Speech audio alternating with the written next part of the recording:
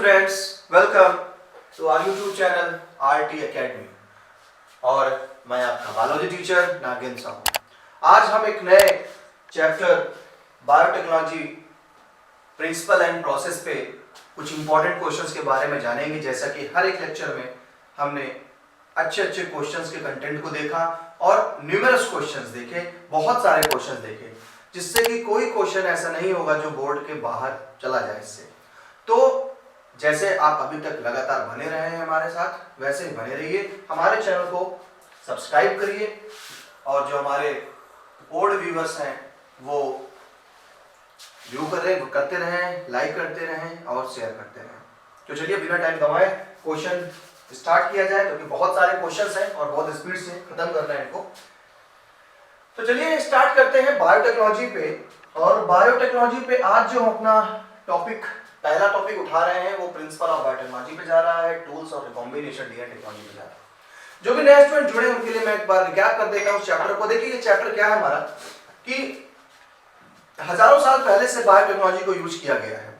हालांकि तब उसको ये नाम नहीं दिया गया था, लेकिन केमिकल्स हमेशा फर्मेंटेशन के थ्रू बनाए गए हैं और फर्मेंटेशन के थ्रू जो भी केमिकल बनाए गए वो केमिकल माइक्रोब्स की देन थी, क्योंकि वहां पर मौजूद माइक्रोब्स अपनी मेटाबॉलिक प्रोसेस के थ्रू जो भी चीजें बनाते थे वहां के लोग उस चीज का यूज करते थे। अब वहां तब माइक्रोस्कोप नाम की कोई चीज ही नहीं थी, तो उनको लगता था ये तो सब अपने आप ही हो रहा है, लेकिन वहां कर कौन रहा था? माइक्रोब्स कर रहे थे। हम उन्हीं माइक्रोब्स की बात करेंगे कि कैसे, किस टेक्नोलॉजी के थ्रू उन्होंने हमें ये प्रोडक्ट दिया और आज हम उस माइक्रोब्स का यूज करके अच्छे खासे इंडस्ट्रियल लेवल पे पैसे कमाते हैं। हम उसी चैप्टर पर चर्चा करने जा रहे हैं जहां पर बायोटेक्नोलॉजी टर्म लिया गया है, ये उसी से लिया गया है कि लिविंग ऑर्गेनिज्म के थ्रू जो भी हम चीज प्रोडक्ट बनाते हैं लिविंग ऑर्गेनिज्म के थ्रू, उस प्रोडक्ट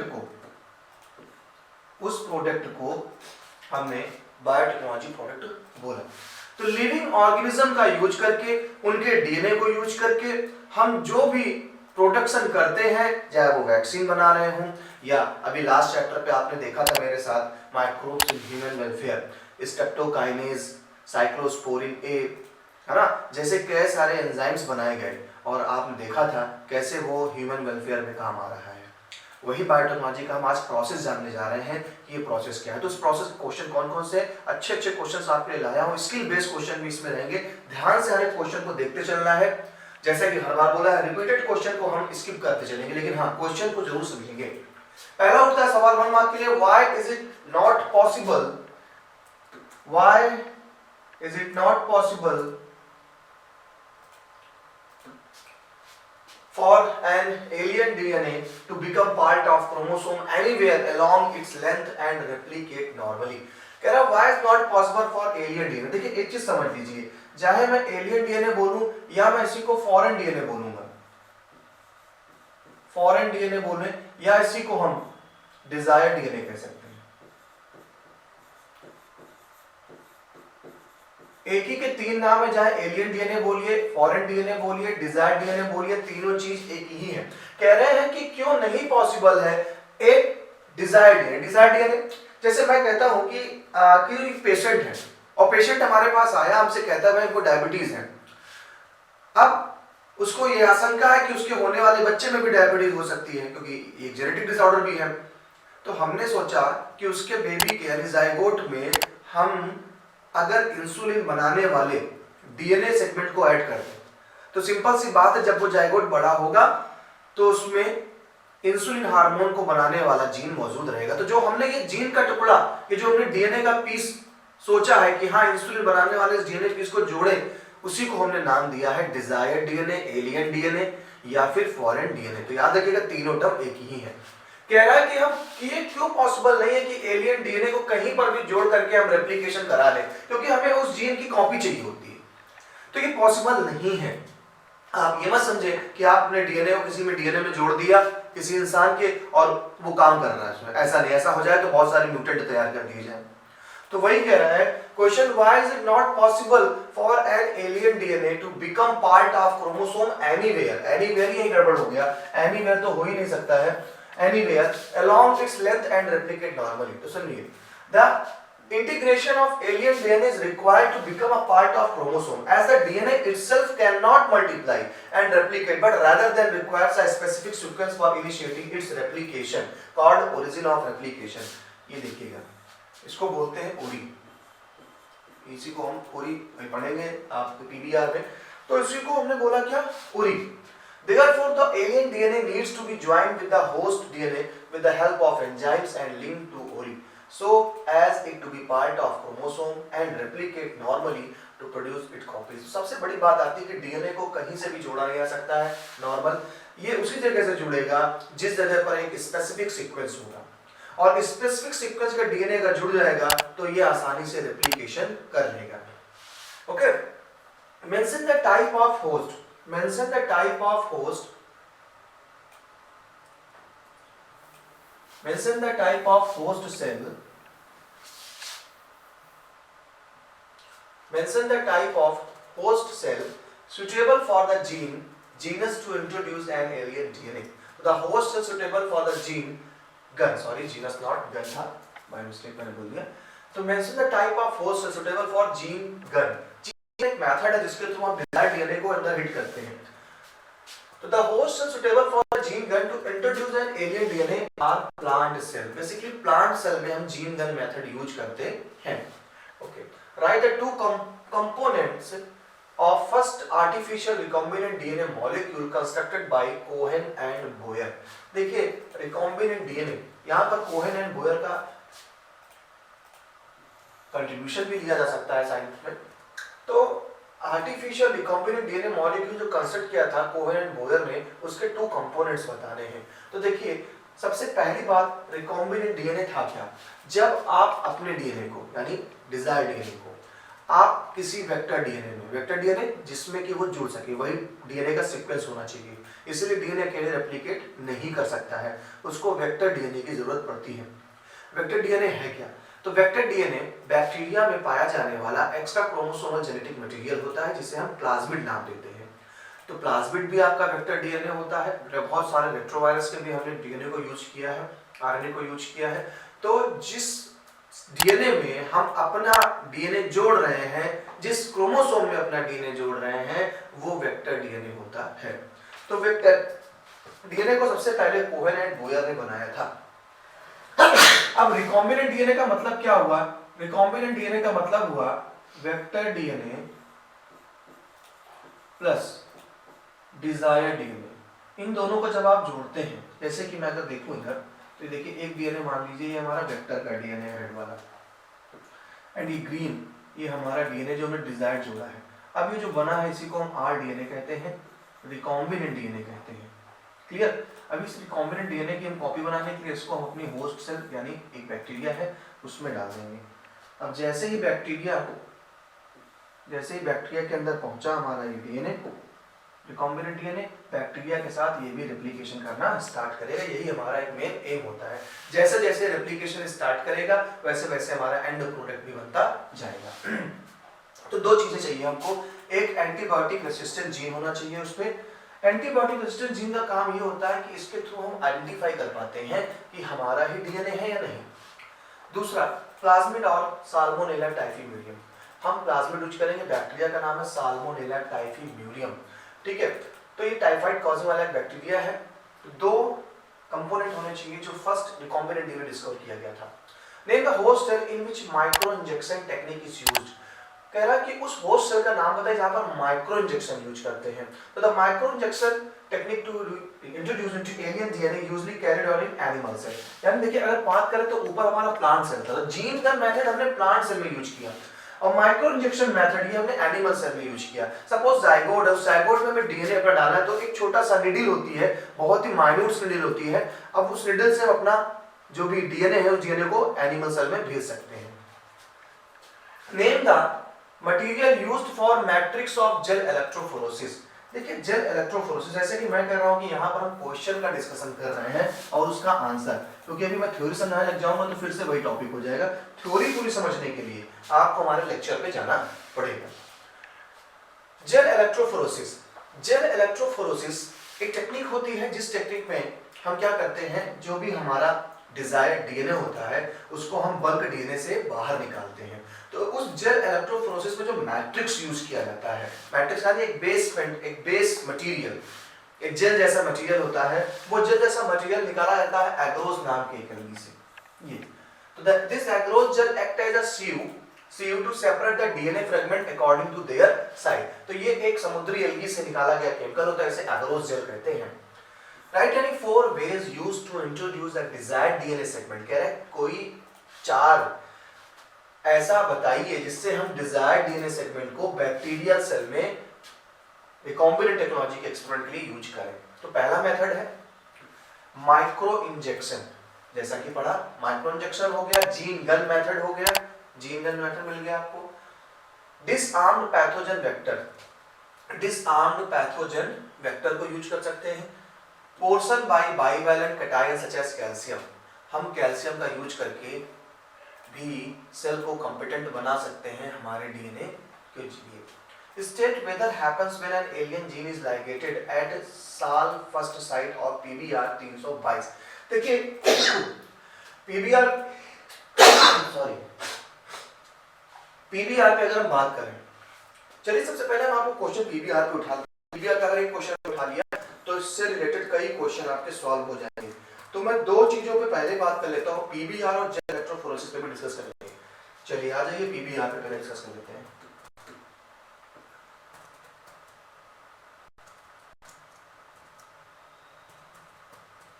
पीबीआर क्या चीज? फर्स्ट ऑफ ऑल हम अभी तक हमेशा नॉर्मल वेक्टर का यूज करते रहे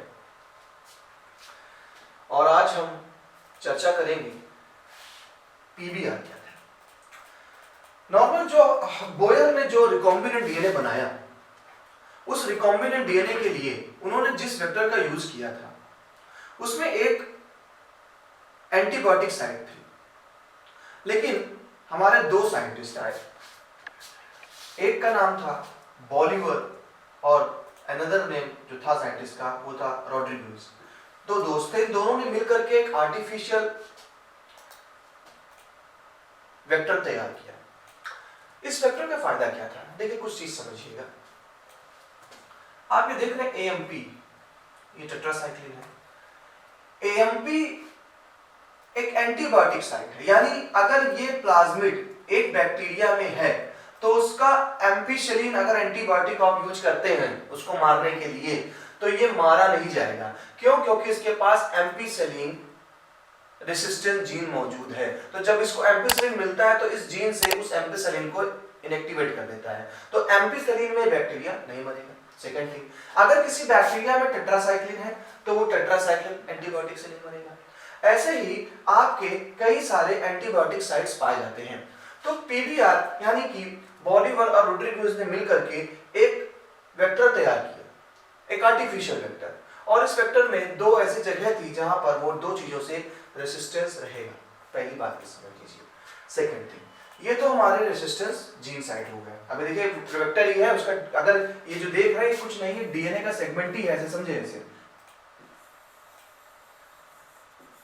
ये ऐसे डीएनए है, coiled DNA, circular strand DNA, ये देखिए ये ऐसे डीएनए ही है लेकिन आपको ऐसे रिप्रेजेंट किया जा रहा है। अब आप इससे इसको मैच करेंगे समझ में आ। देखिए मैं क्वेश्चन में टाइम लगा रहा हूं आपको क्योंकि इससे जुड़े कई क्वेश्चन आएंगे जो मैं अभी स्किप करूंगा, लेकिन समझना जरूरी है। देखिए ये बेसिकली डीएनए ही है।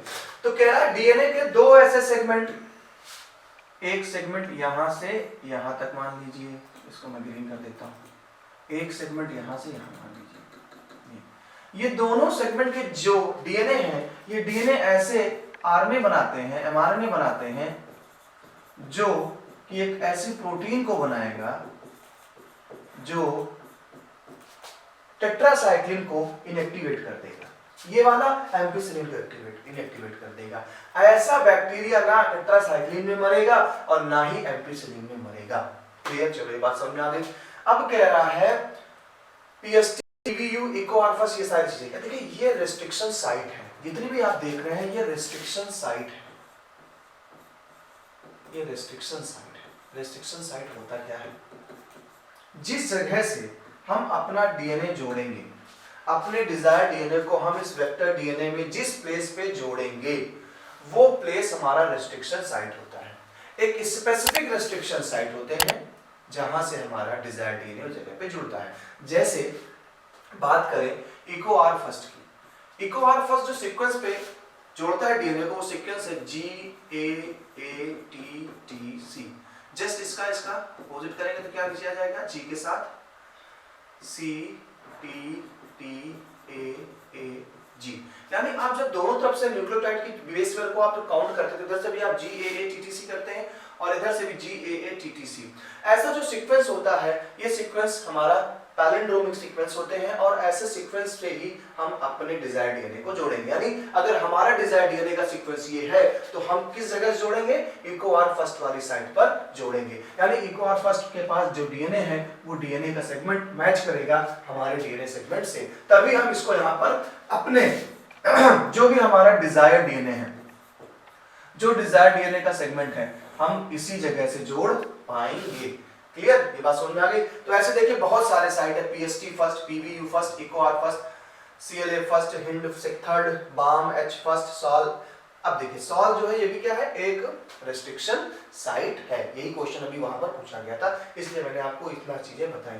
इस पे हमने एक फंडा भी दिया, हमारे इसके एक छोटी सी रील भी आपके पास आई है, उसको देखें, फंडे से आप ये लर्न कर डालेंगे। तो ये रेस्ट्रिक्शन साइट है। अब देखिए यहाँ पर ये ओरी है जिस प्लेस से रेप्लिकेशन स्टार्ट होता है उस प्लेस को ओरी कहते हैं। रोप क्या होता है, रोप ओरी को बनाने के लिए यानी रेप्लिकेशन स्टार्ट करने के लिए जो एंजाइम बनाए जाएंगे, जो प्रोटीन्स बनाए जाएंगे वो इस डीएनए सेगमेंट से बनाए जाते हैं। तो ये ओवरऑल डीएनए ही है, हर एक सेगमेंट का अलग अलग अपना फंक्शन है।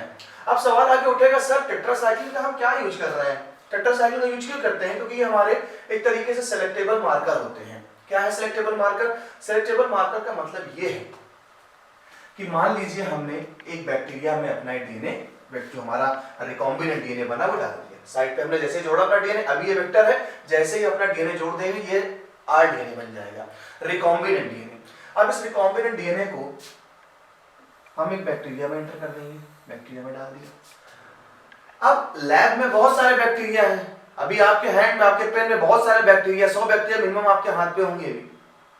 तो आप जब एक्सपेरिमेंट कर रहे हैं तो कहीं बाहरी बैक्टीरिया यानी नॉन रिकॉम्बिनेंट बैक्टीरिया, समझिएगा सारे टर्म्स, सब क्वेश्चन मिलेंगे। नॉन रिकॉम्बिनेंट बैक्टीरिया अब आपके लैब में चल रहा है, आ गया, तो कैसे सेपरेट करेंगे हमारा बैक्टीरिया, ये पतला, बहुत सारे बैक्टीरिया घुसे पड़े हैं वहां पे, हम कैसे अलग करें इस बैक्टीरिया को इससे। तो इसके लिए हम क्या करेंगे, बैक्टीरिया का जो पूरा ग्रुप होगा उसमें से हम बैक्टीरिया का अलग सैंपल निकालेंगे जहां पे दोनों बैक्टीरिया मौजूद हैं। अब मान लीजिए हमने अपना डीएनए, जो हमने अपना डीएनए लिया है वो डीएनए हमने टेट्रासाइक्लिन वाले पे जोड़ दिया, इस साइड पे जोड़ दिया। अब अगर इस साइड पे जोड़ेंगे तो ये टेट्रासाइक्लिन का डीएनए रिमूव करना पड़ेगा, यानी ये रिमूव हो जाएगा और रिमूव होकर के यहाँ पर आपका डीएनए जुड़ जाएगा। अब जब ये रिमूव हो गया तो टेट्रासाइक्लिन रहा नहीं, तो प्रोटीन बनाएगा नहीं, प्रोटीन बनाएगा नहीं तो टेट्रासाइक्लिन का अलग केमिकल डाल देंगे तो ये मारे जाएंगे। इससे हम ये पता कर लेंगे सारे मर जाएंगे, ये सारे टेट्रासाइक्लिन मर जाएंगे, ये भी टेट्रासाइक्लिन मारा जाएगा।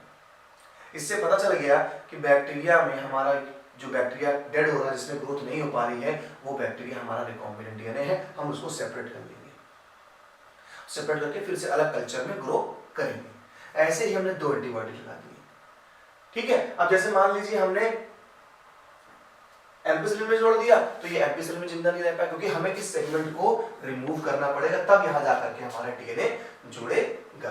ये है काम हमारे इस एंटीबायोटिक रेजिस्टेंस साइट का, ठीक है। तो यहां जुड़े सारे क्वेश्चन आप सॉल्व करेंगे। चलिए एक मैं क्वेश्चन और आपको ले लेता हूं, पहले मैं आपको स्किल बेसिक क्वेश्चन ले लेता हूं, इससे की चीजें आप ओके। देखिए अभी एक क्वेश्चन हमने डिस्कस किया, इसी पे अभी एक क्वेश्चन हमने डिस्कस किया यहाँ पे, खुद ब खुद इसे सॉल्व कर लेंगे आप, मुझे भरोसा है। देखिए क्या क्वेश्चन कह रहा है, study the linked DNA fragment so below. ये ए डीएनए है, ये बी डीएनए है। ए डीएनए में क्या है, देखिए यहाँ पर AATTC रहा होगा, यहाँ देखिए ATTC लिखा हुआ है। सिंपल सी बात है, ये कौन से एंजाइम का है तो अभी आप देखेंगे EcoR फर्स्ट का है। ये EcoR फर्स्ट से सीक्वेंस निकाला गया है, ADNA में जोड़ा जा रहा है। BDNA को देखो ADNA में जोड़ा जा रहा है, यानी जिसमें जोड़ा जा रहा है वो वेक्टर है, ये वेक्टर है, और जिसको जोड़ रहा है ये हमारा डिजायर्ड DNA, ये हमारा डिजायर्ड DNA। तो B is desired DNA, A vector DNA। अब देखिए क्वेश्चन कह रहा है क्या, इस पे समझिएगा। कह रहा name the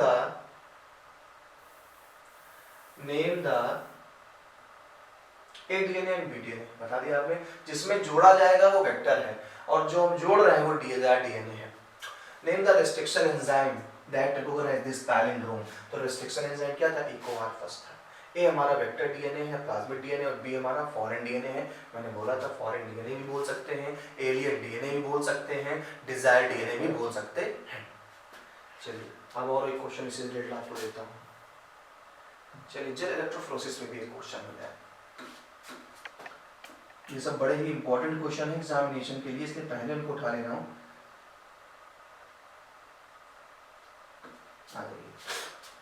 Study the diagram given below and answer the following question। ये एक जेल इलेक्ट्रोफोरेसिस का एक डायग्रामेटिक रिप्रेजेंटेशन है। इस जेल इलेक्ट्रोफोरेसिस में देखिए आप, ये वेल्स हैं। अब बात आती है सर इसकी जरूरत क्या पड़ रही है। जरूरत इसलिए पड़ रही है, ये आपका DNA था, ओके। अब इस DNA को आपने रेस्ट्रिक्शन साइड से कटवा तो दिया, यानी DNA के बहुत बड़े और छोटे सेगमेंट हमको मिले, ऐसे छोटे बड़े सेगमेंट हमको मिले। अब आता है सर हमने जो हमारा सेगमेंट जो हमने कट किया है, वो कट करने हमारे बहुत छोटे छोटे सीक्वेंस होते हैं। DNA तो 2 मीटर का है, तो उसके जो छोटे छोटे सेगमेंट्स हुए, यानी यही सेगमेंट्स हमारे डिजायर्ड DNA के हैं।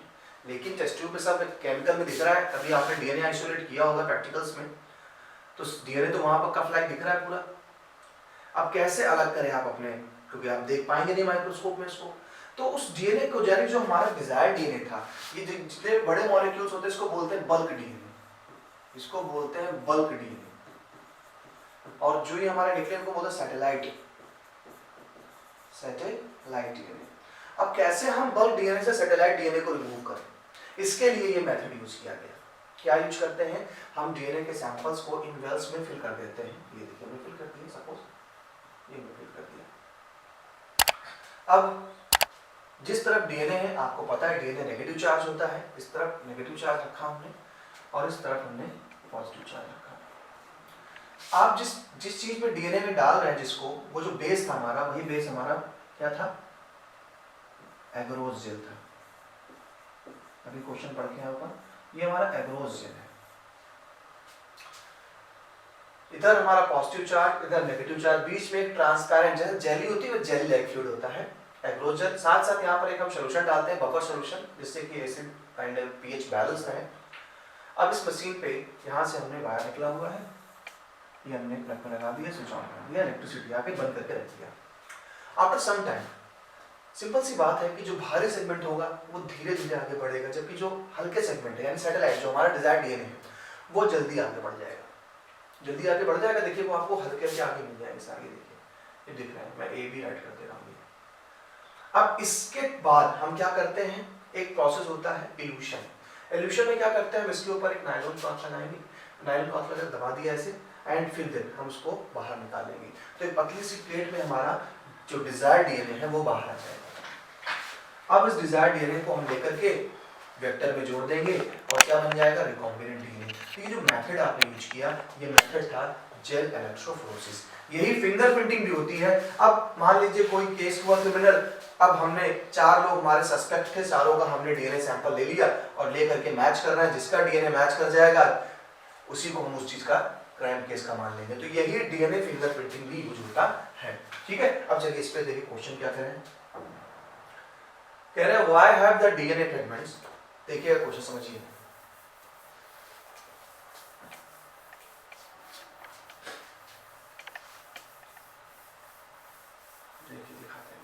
चलिए क्वेश्चन पे आ जाइए, खुद सॉल्व कर लेंगे। Why have DNA fragments in bank D moved further away in comparison to those band C? कह रहा है कि बैंड बैंड डी में हमारा भाई ये कह रहा है बैंड डी में बहुत जल्दी आगे बढ़ गए हैं क्योंकि बैंड डी के सेगमेंट, तो in band D DNA fragments are smaller than other, जितने छोटे सेगमेंट्स होंगे उतनी जल्दी आगे बढ़ जाएंगे क्योंकि हल्का आदमी जल्दी भाग के चला जाएगा और जो मोटा है वो धीरे धीरे जाएगा। Identify the anode and in the diagram. Anode and किस तरफ होगा, देखिए एनोड एंड की बात करें तो B is anode end, B anode है क्योंकि बी साइड पॉजिटिव चार्ज है और जिस तरफ डीएनए मूव कर रहे हैं वही तरफ, क्योंकि डीएनए नेगेटिव चार्ज होता है, एनोड पॉजिटिव चार्ज होता है, तो डीएनए कहां भाग रहे हैं, पॉजिटिव चार्ज की तरफ। Next question, how are these DNA fragment visualised, कैसे विजुअलाइज होते हैं। Gel containing DNA fragment is stained with the ethidium bromide. Ethidium bromide एक केमिकल होता है and exposed to UV radiation. जब हम नायलॉन क्लॉथ पे लगा करके एथिडियम ब्रोमाइड डाल देंगे और उसके बाद जब हम यूवी रेज में देखेंगे तो वो ऑरेंज कलर के बैंड्स हमें विजिबल होते हैं। तो यहीं पर एक क्वेश्चन याद रखिएगा, डीएनए को आइसोलेट करना है, यहाँ से बाहर निकालना है और नायलॉन क्लॉथ से बाहर निकालना है, तो वो प्रोसेस होता है इल्यूशन। ये भी याद रखिएगा, इल्यूशन पे भी क्वेश्चन पूछ सकता है। तो इल्यूशन हो गया, क्लियर, ये भी हो गया, जेल इलेक्ट्रोफोरेसिस भी हो गया। चलिए आगे चलते हैं और आपको स्किल बेस्ड क्वेश्चन दे दे। ये देखिए फिर से एक स्किल बेस्ड क्वेश्चन आ गया आपके पास, घूम करके फिर से वापस।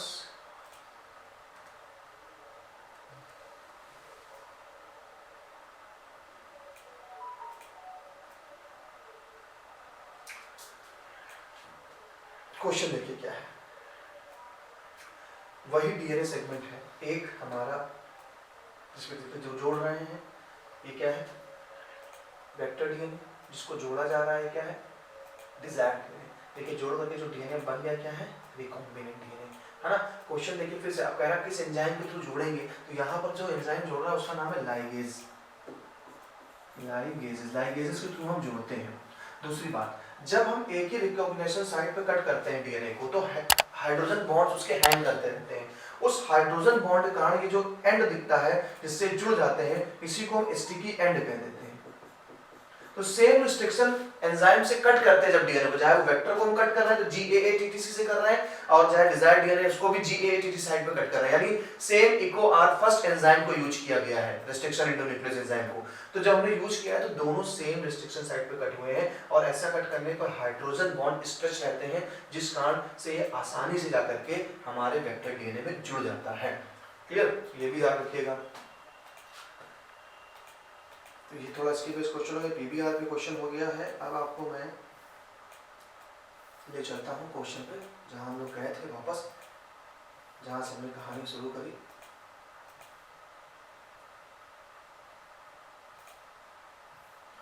आ जाइए फिर से उसी क्वेश्चन पे चलते हैं हम लोग।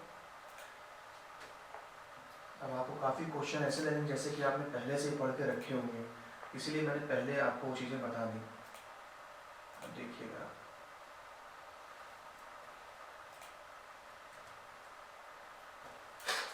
What is the role of ethidium bromide during agarose electrophoresis of DNA fragments? अभी पढ़ के आए हम लोग, क्या रोल होता है। The separated DNA fragment during agarose electrophoresis are visualized after staining the DNA ethidium bromide, ये होता है। How does the restriction nucleases function? Restriction nucleases कैसे function करता है, चलिए देखते हैं। Restriction nucleus function by inspecting the length of DNA sequence and then binding to specific recognition sequence। Specific कह रहा है कि जो रेस्ट्रिक्शन एंजाइम होते हैं, ये एंजाइम क्या करते हैं, कैसे करते हैं।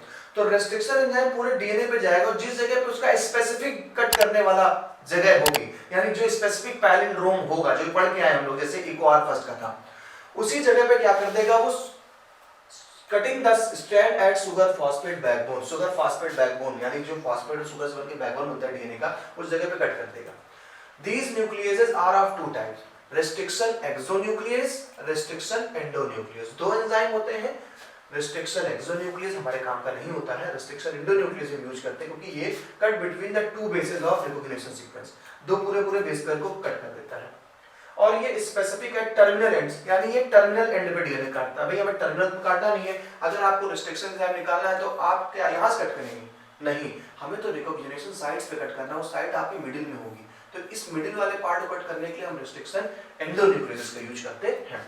राइट द रोल ऑफ ओरी and restriction site of cloning vector PBR 322। अभी पढ़ के आए हैं ओरी का फंक्शन क्या होता है, जिस जगह से ओरिजिन स्टार्ट होती है। तो ori is the sequence of DNA from where replication starts. Any piece of DNA that needs to replicate in the host cell has to be linked to it. यानी कोई भी डीएनए का हमें अगर जोड़ना है, रेप्लिकेशन साइट जोड़ देंगे तो रेप्लिकेशन स्टार्ट हो जाएगा। क्लोनिंग साइट्स, अब क्लोनिंग साइट क्या होती है? Refer to the site sequence of DNA where the alien DNA is. Cloning site वो है जहां पर हम अपने डीएनए को जोड़ रहे हैं। Explain with the help of suitable example of naming of a restriction endonuclease। देखिए, ये restriction endonuclease एंजाइम के नॉमेनक्लेचर की बात होती है, ये कैसे नाम दिया जाए। Approximately 900, अभी तक 900 restriction endonuclease एंजाइम को डिस्कवर किया गया है, डिफरेंट बैक्टीरिया से, वायरसेस से, डिफरेंट से लिया गया है।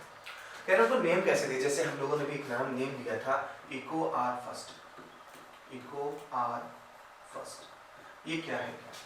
किसी का भी जब नेम देते हैं तो जो पहला लेटर होता है, it come from the genus, जिस ऑर्गेनिज्म से लिया है उसका जीनस क्या है।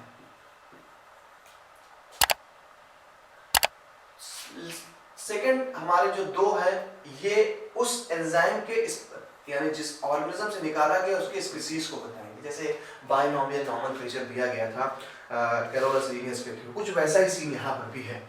तो पहला कह रहा है कि जो फर्स्ट लेटर होगा, मैं नंबर डाल देता हूँ ऊपर से आपको समझने में आसान हो, और क्वेश्चन इंपॉर्टेंट है इसलिए ध्यान से देखिए। फर्स्ट लेटर, सेकंड लेटर, इन दोनों को जोड़ लिया, थर्ड ये है एंड फोर्थ इसको दिया। कह रहा फर्स्ट लेटर जिस ऑर्गेनिज्म से एंजाइम को निकाला गया है उसके जीनस को लिखना है, ठीक है।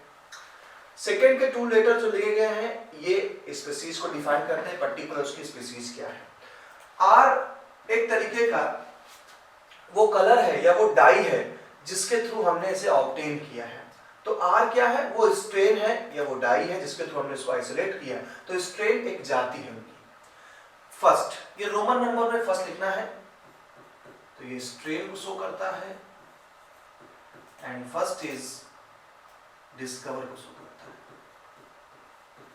अगर फर्स्ट है तो पहला डिस्कवर से किया, सेकंड है तो दूसरी बार डिस्कवर किया गया, इको आर थर्ड है तो थर्ड डिस्कवर पे मिला है हमको, ऐसे नेम दिया। जैसे अगर इसको हम एक्सप्लेन करते हैं तो ई, ये है इसका एस्केरेसिया नाम, एस्केरेसिया जीनस से लिया गया। सीओ स्पीसीज है इसकी कोलाई, तो आपने सुना है कॉमन सा बैक्टीरिया है एस्केरेसिया कोलाई, जो डायबिटिक पेशेंट में बहुत देखने को मिलता है इंटेस्टाइन में, खासकर हम सभी में हेल्दी हमारा ये बैक्टीरिया है। तो एस्केरेसिया कोलाई से निकाला गया था, आर उसकी स्ट्रेन थी और पहला डिस्कवर किया गया था, तो ये हो गया नॉमेनक्लेचर। ऐसे हम नेम देते हैं अपने एंजाइम्स को। तो Eco R first is a enzyme which is isolate from the bacteria Escherichia coli. ये होते हैं, ऐसे बाम का अलग है, हिंड का अलग है, जितने भी एंजाइम्स हैं सबके फुल फॉर्म होते हैं। वही चीज यहाँ लिखा गया है। The Roman number following the name thus to order in which enzymes were isolated from the bacterial strain. For example, Eco R first मैंने दिया Escherichia coli। अब देखिए हिंड सेकंड है फ्रॉम, अब देखिए हिंड सेकंड में पहला जीनस, जीनस क्या हो गया? हीमोफिलस। क्या हो गया? जीनस हो गया। आई से क्या बनेगा? इन्फ्लुएंजा, आई से इन्फ्लुएंजा, ओके। और सेकंड क्या इसकी? डिस्कवरी है। तो ये ऐसे नाम दिए जाते हैं एंजाइम्स को। How are sticky ends formed on a DNA strand, why are they so called? अभी मैंने आपको बताया कि जब सेम रिस्ट्रिक्शन साइट पे सेम एंजाइम कट करेगा वेक्टर डीएनए को भी, डिजायर डीएनए को भी, इसके कारण हाइड्रोजन बॉन्ड के स्ट्रेचिंग पाई जाती है, हैंग करते हैं हाइड्रोजन बॉन्ड, जहां पर लाइगेज एंजाइम आसानी से जुड़ जाता है। चलिए देखिए, sticky ends on DNA are formed by the action enzyme of restriction endonuclease. These enzymes cut the strand of DNA a little away from the center of the palindrome sequence between the same two bases on both strands. This result in single-stranded stretches on both complementary strands at their end.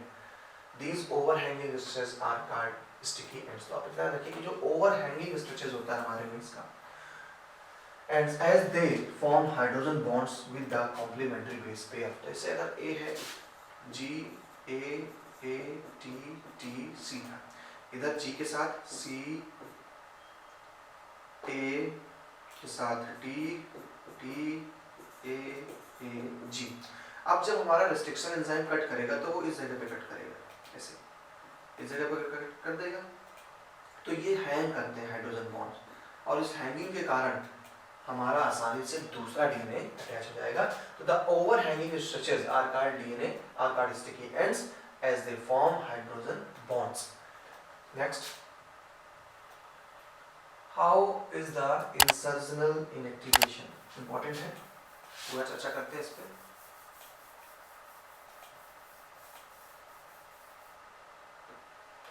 How is the insertional inactivation of an enzyme used as a selectable marker to differentiate recombinant from the non-recombinant? देखिए, insertional inactivation, जैसे कि हमने अभी कहा था कि हमें अपना रिकॉम्बिनेंट डीएनए और नॉन रिकॉम्बिनेंट डीएनए, मतलब जिसमें हमने अपना रिकॉम्बिनेंट डीएनए डाला है बैक्टीरिया में, अपनी होस्ट सेल में, वो हमारा रिकॉम्बिनेंट हो गया, और जो बाहरी बैक्टीरिया चले आए थे वो नॉन रिकॉम्बिनेंट थे।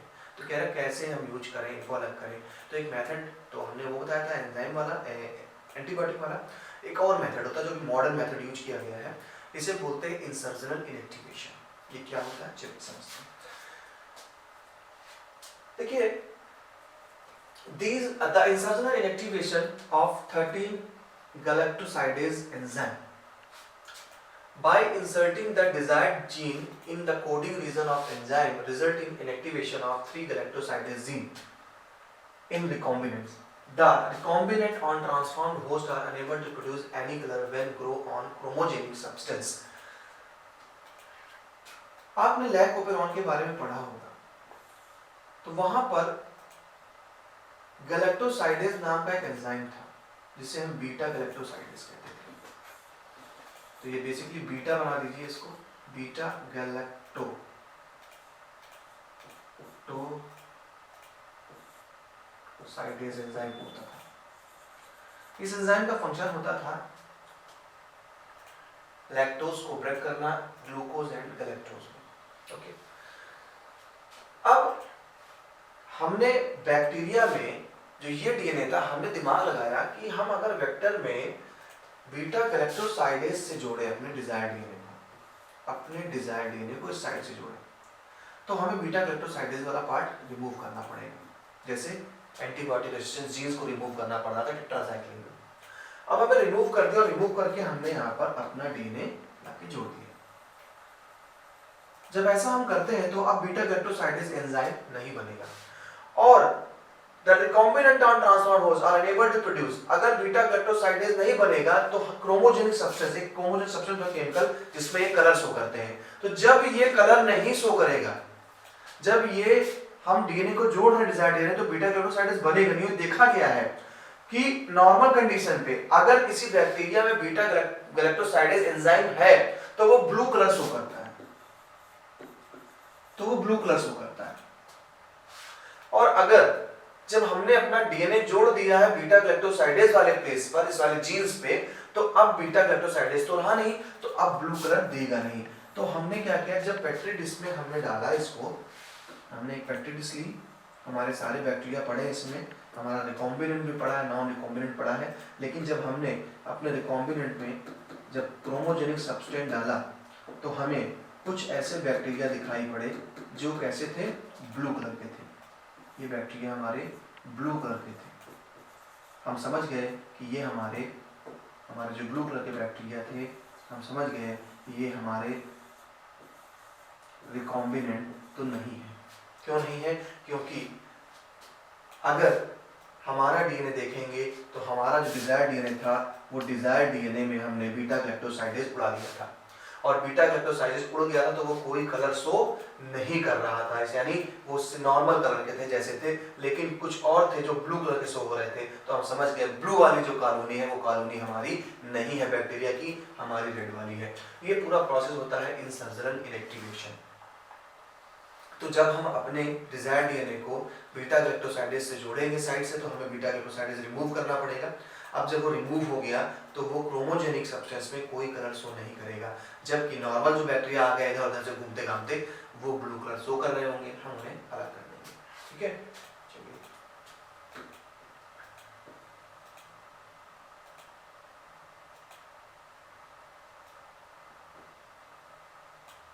तो उस क्वेश्चन का जो साइड हमारा था बचा हुआ वो देखिए लेके आते हैं उसका answer.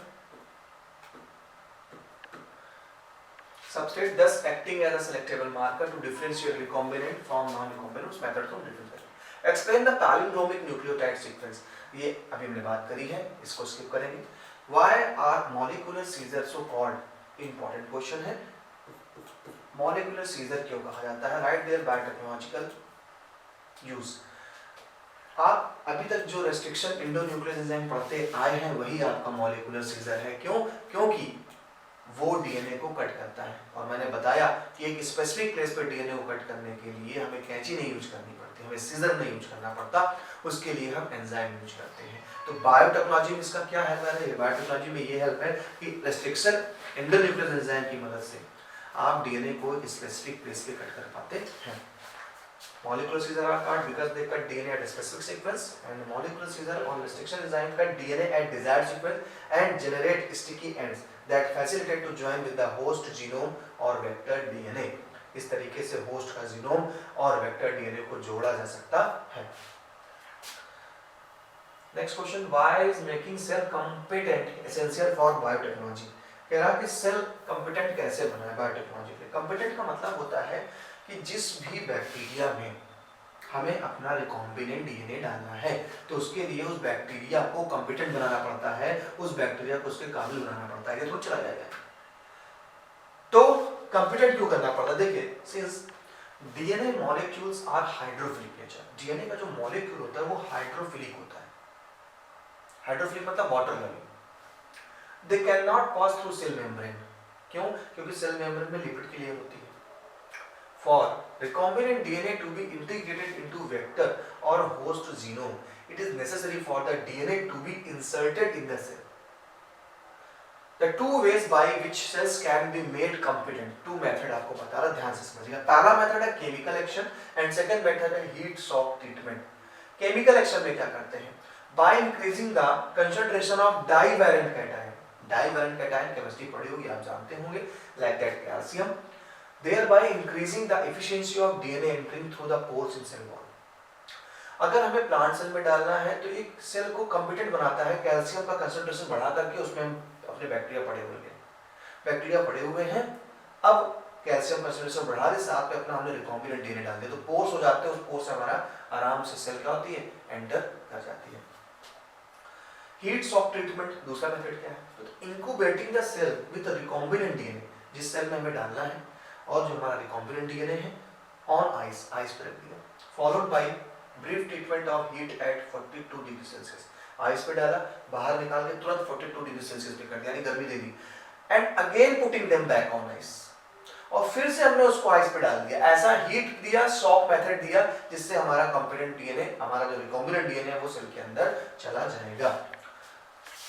How an exonucleus functionally differ from endonucleus चर्चा कर चुके हैं। exonucleus क्या करता है और endonucleus क्या करता है। Explain the work carried out by Cohen and Boyer that contribute eventually biotechnology, तो पढ़ चुके हैं। फर्स्ट रिस्ट्रिक्शन, फर्स्ट जो हमारा एक रिस्ट्रिक्शन इंडोन्यूक्लियस एंजाइम बनाया गया वो हमारा हर्बर्ट एंड बोर ने दिया। तो Stanley Cohen and Herbert Boyer constructed the first artificial recombinant DNA, इन्होंने आर्टिफिशियल रिकॉम्बिनेंट डीएनए बनाया था। Artificial recombinant DNA, they isolate the antibiotic resistant gene by cutting out a piece of DNA from a plasmid with the help of restriction enzyme and linked to the native plasmid of Salmonella typhimurium with the help of DNA ligase। इन्होंने इस तरीके से पहला artificial recombinant बनाया था Cohen and Boyer ने। अगला question चले तो क्वेश्चन की वैरायटी देखते हैं, भले ही क्वेश्चन पढ़ा हुआ हमारा हो लेकिन वैरायटी जरूर देखेंगे। क्या कहते हैं? A recombinant vector with a gene of interest may desiredly inserted within the gene of a galactosidase enzyme। देखिए galactosidase enzyme आ गया, यानी insertional inactivation is introduced into the bacterium। Explain the method that would help in selection of recombinant colonies from non-recombinant colony। आप पढ़ चुके हैं कि अगर beta galactosidase वाले डीएनए सीक्वेंस पे हम अपना डिजायर्ड डीएनए लगाते हैं तो बीटा गैलेक्टोसाइडेज नहीं बनेगा, और जब नहीं बनेगा तो क्रोमोजेनिक सब्सटेंस में कोई कलर शो नहीं करेगा, रादर देन जो हमारे नॉन रिकॉम्बिनेंट बैक्टीरिया मौजूद थे उस जगह पे, वो ब्लू कलर शो करेंगे। इस तरीके से हम सेपरेट कर देते हैं। Why is this method of selection referred to as insertion activation? तो अभी आप पढ़ा चुके हैं, देखिए। Explain giving reason why an alien piece of DNA needs to be integrated to a specific sequence of host DNA for its cloning. Question वही है, घुमा दिया गया थोड़ा, क्या घुमा रहा है क्वेश्चन समझे। Explain the giving reason why alien piece मतलब desired DNA of needs to be integrated to a specific sequence. क्यों एलियन डीएनए को स्पेसिफिक सीक्वेंस पे ही हम अपने होस्ट सेल में इंक्लूड करते हैं। तो the replication of DNA initiate from the specific DNA sequence called URI, origin of replication. From multiplication of alien DNA in the host, it has to be integrated to the origin of replication. URI वो site थी PBR में मैंने बताया था अभी, जिस जगह से हम अपना डिजायर्ड डीएनए को जोड़ेंगे, क्योंकि वहीं से रेप्लिकेशन स्टार्ट होना है, तो जितनी जल्दी वहीं पे जोड़ देंगे तो आराम से रेप्लिकेशन भी हो जाएगा। List the key tool used in recombinant DNA technology. कौन कौन से recombinant DNA technology tools use करते हैं? तो हाँ, ये क्वेश्चन अभी थोड़ा सा नया है, तो देखते हैं। सबसे पहले आप रेस्ट्रिक्शन एंजाइम की जरूरत पड़ेगी, क्योंकि आपको स्पेसिफिक पेज पे डीएनए को कट करना पड़ेगा। सेकेंड, पॉलीमेरेज एंजाइम की जरूरत पड़ेगी, क्यों? क्योंकि रेप्लिकेशन कराना है, तो पॉलीमेरेज एंजाइम हमारा रेप्लिकेशन करने में हेल्प करेगा। लाइगेजेस, दो डीएनए को जोड़ने के लिए, यानी वेक्टर डीएनए एंड हमारा जो डीएनए है डिजायर्ड, इन दोनों को जोड़ने के लिए हम जिस एंजाइम को ले रहे हैं वो लाइगेजेस। अब देखिए लाइगेजेस एंजाइम आ गया, यहीं पर आपका लाइगेज एंजाइम साथ क्या आ गया? लाइगेज एंजाइम साथ क्या आ गया? आपका आ गया स्टिकी एंड्स, है ना? याद रखिएगा इस चीज को, स्टिकी एंड्स भी हमारा आ गया है। चलिए आगे चलते हैं। Explain the role of Ti plasmid in biotechnology. Ti plasmid की बात कर रहे हैं भाई साहब। चलिए, the Ti plasmid of agrobacterium. Ti plasmid, okay, just a minute, Ti plasmid के बारे में थोड़ा बताता हूं। तो द टीआई प्लाज्मिड क्या होता है? देखिएगा, the Ti plasmid of agrobacterium. Agrobacterium basically एक हमारा प्लांट में इंट्रोड्यूस किया जाता है इस बैक्टीरिया से हम प्लाज्मिड को। तो the agrobacterium is responsible for the natural transformation of a plant cell. एक तरीके से ये प्लांट सेल में ट्यूमर कॉज करता है, तो into tumor, so it is modified into a non-pathogenic vector but still is able to deliver the DNA. This disarmed plasmid of agrobacterium is used as a vector for the transformation of plant cell, thus proved to play an important role of biotechnology. TI plasmid का देखिए, normal जो tumour causing plasmid हमारा होता है, ये agrobacterium अगर normal किसी में जाएगा तो ये इसमें ट्यूमर कॉज करता है खतरनाक प्लांट में। लेकिन हमने इस बैक्टीरिया के डीएनए में, वेक्टर में वो सेगमेंट हटा दिया जो नुकसान करेगा, हटा दिया, तो अब यही बन गया टीआई प्लाज्मिड। अब ये टीआई प्लाज्मिड को हम यूज करके ढेर सारी कॉपीज अपने डीएनए की तैयार करते हैं। How are the recombinant vector created? Recombinant vector कैसे बनाते हैं आपको अच्छे से पता है। रेस्ट्रिक्शन एंजाइम से एक प्लेस पे कट करना है, कट करने पर लाइगेज एंजाइम में जोड़ देना, वही सारी चीजें, कोई नई चीज नहीं, सब कुछ वही मिलेगा। क्वेश्चन रिपीट हो गया फिर से। जेल इलेक्ट्रोफोरेसिस अभी हम पढ़ के गए हैं, ये वाला पार्ट अभी हमने कवर किया है, जेल इलेक्ट्रोफोरेसिस। अब देखिए आगे देखिए, वही आ जाओ 12:30 तक आ जाओ। अब आगे देखिए इसमें जरा हम क्वेश्चन, चलिए इसमें क्वेश्चन देखते हैं।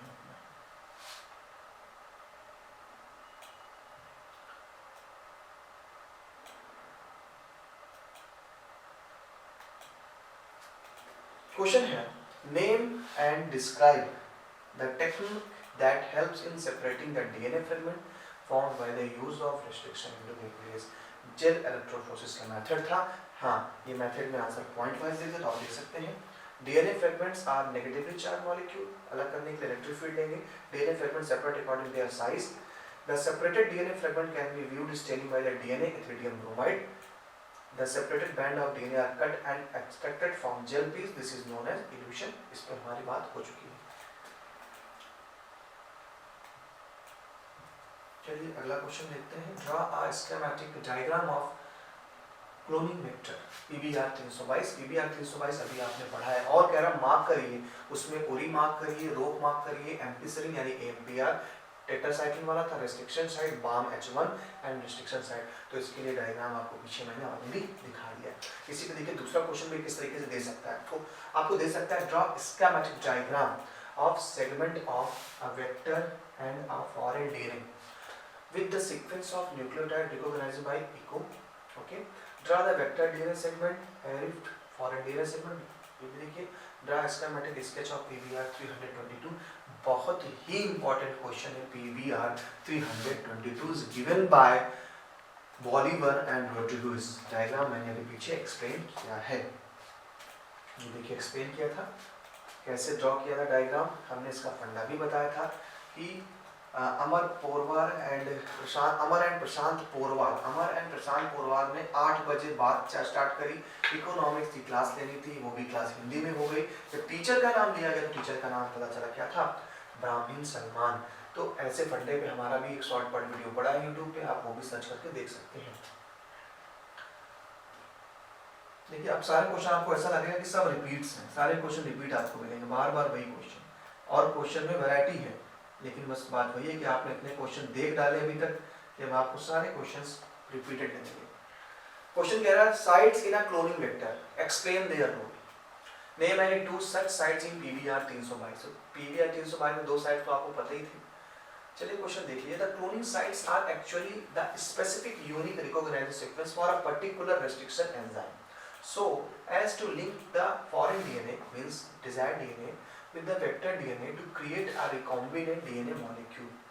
These sites are important for joining of DNA fragments of vector and alien DNA, and also multiple recognition sequence for a particular restriction enzyme with a DNA vector will complicate the process of gene cloning. The two cloning sites in PBR 322 are BAMH1 of tetracycline में ये है, PBU first in ampicillin resistant genes है। Diagram से question दिया गया है। How are the DNA fragments separated and isolated? Gel electrophoresis का method अभी पीछे पढ़ा है हमने। सारे क्वेश्चन रिपीटेड मिलेंगे आपको, लेकिन क्वेश्चन को देखना जरूरी है। जितना क्वेश्चन देखेंगे उतने से आपको क्वेश्चन बार बार रिवाइज ऐसे हो जाएगा। तो मैं वही कहता हूँ कि मेरे इस 1 घंटे के लेक्चर में आप एक चैप्टर की पूरी तह तक चले जाएंगे, पूरी तह तक चले जाएंगे। आपको उस चैप्टर पे सारे क्वेश्चन यानी दिमाग पे आपकी भी बायोटेक्नोलॉजी की एप्लीकेशन चलेगी। तो इसलिए मैं कहता हूँ कि पूरे वीडियो को लास्ट तक देखें, एंड तक देखें और फायदा उठाइए इस चीज का। तो अब क्वेश्चन कह रहा है why are restriction to nucleus so hard. Restriction in the nucleus क्यों रहता है? क्योंकि ये एक स्पेसिफिक प्लेस पे कट करता है, एक स्पेसिफिक प्लेस पे कट करता है। What is the palindrome? जब सीक्वेंस को हम सेम रीडिंग मिलती है हमको ऑन बोथ स्ट्रैंड, देन इसे हम पैलिंड्रोमिक कहते हैं। GAATTC एग्जांपल में आपके देखिए, आप डिफरेंशिएट करिए the palindromic DNA is a sequence of base pairs that read same on the two strand. इतना आप डिफरेंशिएशन कर सकते हैं। सीक्वेंस बेस पेयर होते हैं that read same on two strands of DNA। अच्छा, how are the following used in biotechnology? Plasmid DNA का क्या यूज करते हैं बायोटेक्नोलॉजी में? प्लाज्मिड DNA हमारा वो DNA है जो हमारे सेल को, हमारे डिजायर्ड DNA को कॉपी करने में हेल्प करते हैं, वो हो जाएगा। Plasmid is used to construction recombinant DNA by ligating the alien piece of DNA with it. It is used as cloning vector and helps selection of recombinant form non-recombinant। J electrophoresis अच्छे से जानते हैं आप। अभी question देखिए solve करके गए थे हम लोग, कैसे एलियन DNA को हमने अपने वेक्टर में जोड़ा, स्टिकी एंड बनाए थे लाइगेज एंजाइम की हेल्प से। सारा क्वेश्चन वही है, सारा क्वेश्चन पूरा वही आपको मिलेगा जो अभी हम लोगों ने पढ़ा है। PBR 322 है, क्वेश्चन देख लेते हैं। पढ़ तो लिया है, फिर भी क्वेश्चन को जरा देखें, क्वेश्चन क्या कह रहा है।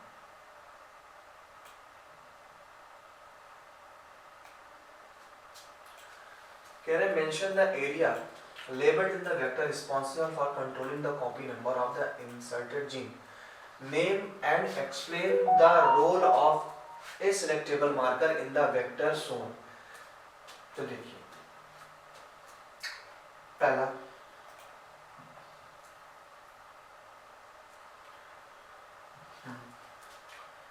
PBR 322 फिर आपके सामने निगाहों पे नाच रहा है। एस्केरिचिया कोलाई हमारा होस्ट है, पूरी वो रीजन है जो कॉपी नंबर को कंट्रोल करता है, कितने कॉपीज बननी है। The genes encoding resistant to antibodies like tetracycline resistant site है। ये वही जिस चीज़ को हमने डायग्राम में भी पढ़ा था, वही सारी चीज़ की थ्योरी आपको नीचे दी गई है। अगर आप लर्न करना चाहें तो लर्न कर सकते हैं।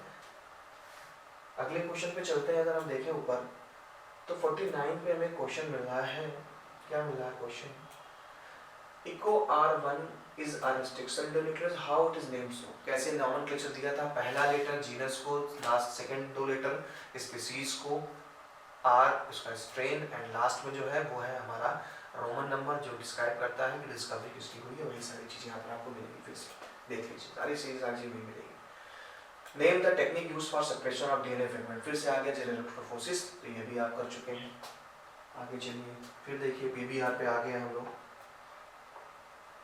अब आपको सारे क्वेश्चन ऐसे ही रिपीट मिलेंगे, यानी अगर पूरे लेक्चर्स की बात करें तो 30% टाइम केवल हमारा जाता है नए क्वेश्चन में, बाकी तो पूरा हमारा नए नए क्वेश्चन उसी में घूमते रहते हैं। फिर से वही question, right the palindromic nucleotide sequence for the following DNA segment GAATTC, ये भी कर लेंगे। तो पैलिंड्रोमिक सीक्वेंस क्या रहेगा इसका? GAATTC, इसके जस्ट नीचे एंटी पैरल बना दिया, पैलिंड्रोमिक सीक्वेंस देखिए बन गया आंसर। फिर कह रहा है नेम द रिस्ट्रिक्शन एंडोन्यूक्लियस, आपको पता है रिस्ट्रिक्शन एंडोन्यूक्लियस क्या है? इको R1, यानी इको R1 पे क्वेश्चन ज्यादा आते हैं, तो इको R1 का आप अच्छे से क्वेश्चन लर्न कर डालिएगा। तक मैं क्वेश्चन आपके लिए छाटता हूँ, बढ़िया। मॉलिक्यूलर सीजर इज कंप्लीटेड, भी हो चुका है, मॉलिक्यूलर हो चुका है। PBR 322 फिर से आ गए हैं। चलिए थोड़ा सा नया क्वेश्चन इस पर डिस्कस करेंगे।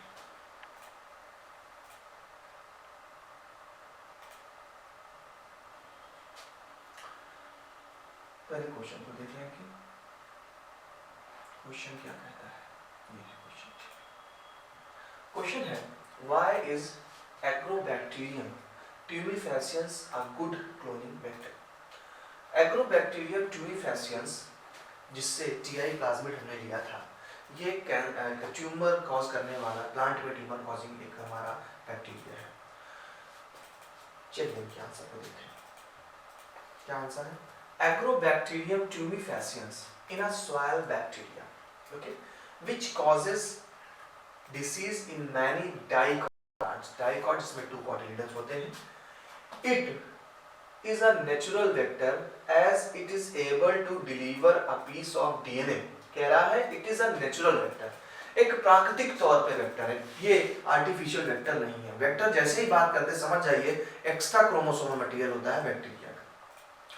तो ये सॉइल में पाए जाने वाला बैक्टीरिया है, और इस बैक्टीरिया का जो वेक्टर होता है वो vector able to deliver a piece of DNA known as tDNA to transform the normal cell into tumorous sales.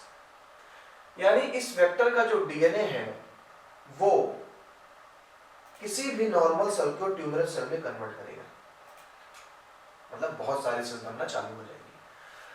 फिर से देखिए, is a natural vector as it is able to deliver a piece of DNA known as tDNA to transfer the normal cell into tumorous cells and direct these tumor cells to produce the chemical required by the pathogen.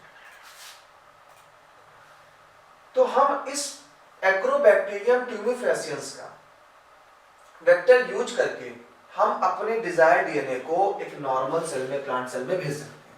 यानी इसका vector ले लिया DNA और अपना desired DNA जोड़ करके किसी भी प्लांट सेल में डाल देंगे, तो वहां पर ये रेप्लिकेशन करके अपने नंबर को बढ़ाना चालू कर देगा, उसकी सेल्स को भी कैंसर ट्यूमरस कर देगा, ढेर सारी सेल्स बनने लगेंगी।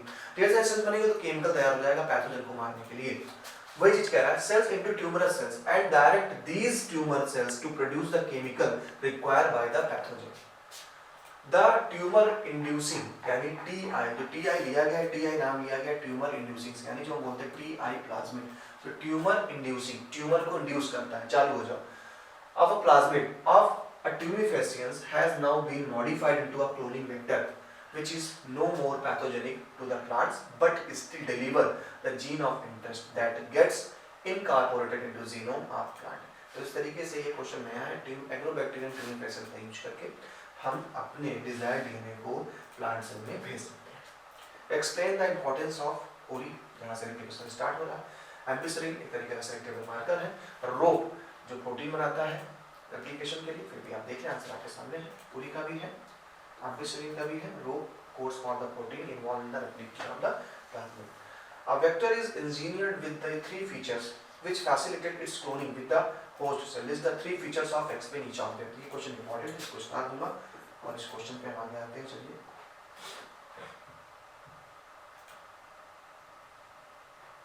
क्या क्या फीचर्स होने चाहिए हमारे वेक्टर डीएनए पे, उन फीचर्स की बात कर रहा है।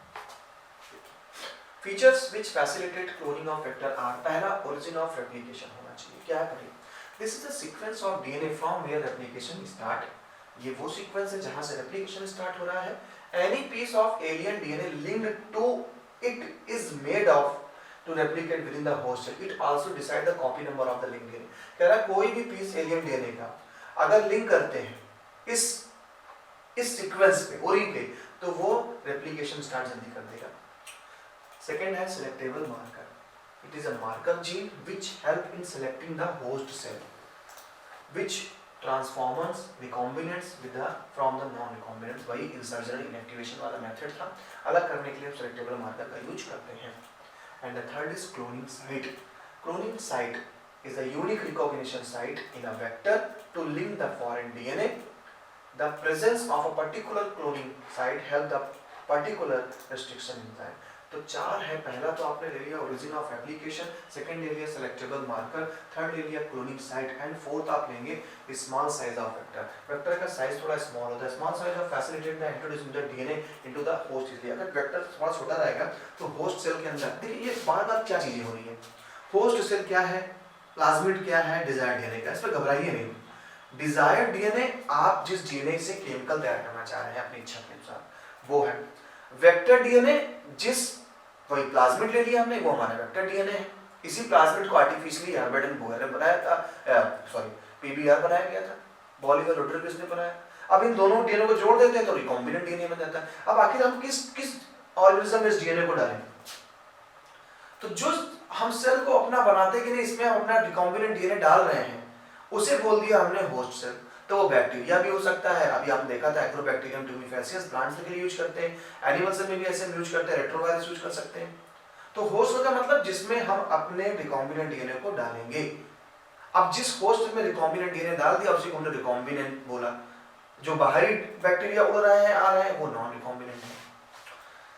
तो वेक्टर स्मॉल साइज का होना चाहिए जिससे आसानी से वो होस्ट सेल में चला जाए। And next question is why a cell must be made competent? Cell को कॉम्पिटेंट क्यों बनाना पड़ेगा? कॉम्पिटेंट नहीं बनाएंगे तो कैसे हमारा रिकॉम्बिनेंट डीएनए हमारे होस्ट सेल में जाएगा? तो उसके लिए बहुत सारे मेथड थे। केमिकल मेथड, हमने केमिकल मेथड में डाइवैलेंट कैटायंस को यूज किया लाइक दैट कैल्शियम को। एंड फिजिकल मेथड में चले जाए तो फिजिकल मेथड में हमारा क्या था, रिकॉम्बिनेंट डायरेक्टली इंजेक्टेड किया जाता है जीन गन मेथड के थ्रू, माइक्रो इंजेक्शन के थ्रू, या फिर हम बम्बार्डमेंट कराते हैं, bombardment with the high velocity of microparticles of gold or tungsten coated with DNA called bioballistic or gene gun method। disarmed pathogen vector, जो pathogen यानी बीमारी फैलाने वाले वेक्टर होते हैं उनके डिसआर्म कर देते हैं, यानी उस पार्ट को डीएनए हटा देते हैं जिससे नुकसान पहुंचाया जाए और फिर इस वेक्टर को होस्ट सेल में डलवा देते हैं। ओके, इस तरीके से हमारा ये देखिए सारे क्वेश्चंस आपने कवर कर लिए हैं। स्टेट द एंजाइम दैट, ये भी क्वेश्चन आप पढ़ चुके हैं। डायग्राम पे इस क्वेश्चन पे भी आ चुके हैं। चलिए एक क्वेश्चन आपको बता देता हूँ, लास्ट क्वेश्चन होगा हमारा इस पे।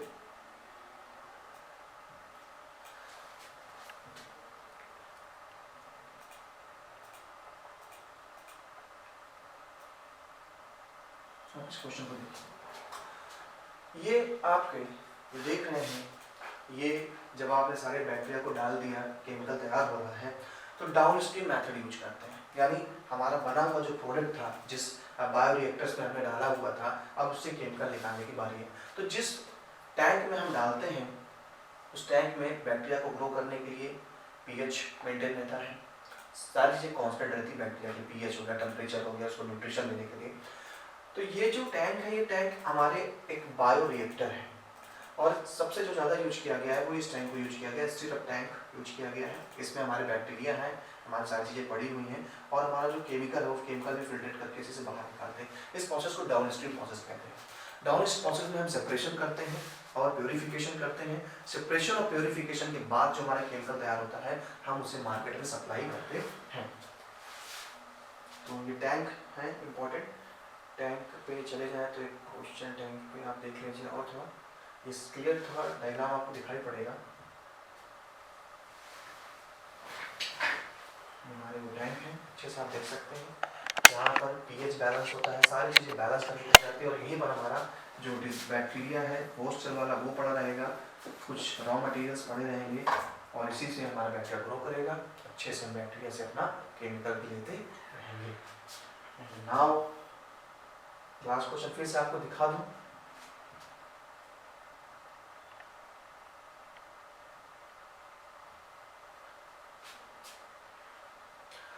कह रहा identify A and B listed, A and B, okay, in the following. A is the recognition of restriction site which is recognized by the restriction enzyme. B is the rope. B क्या है? रोप है भाई, जो replication के लिए protein बनाता है। Okay, PCR is a polymerase chain reaction. PCR हाँ एक चीज समझिए, PCR क्या है? एक polymerase chain reaction होती है। इस पर भी क्वेश्चन आ ही गया तो करिए देते सॉल्व। PCR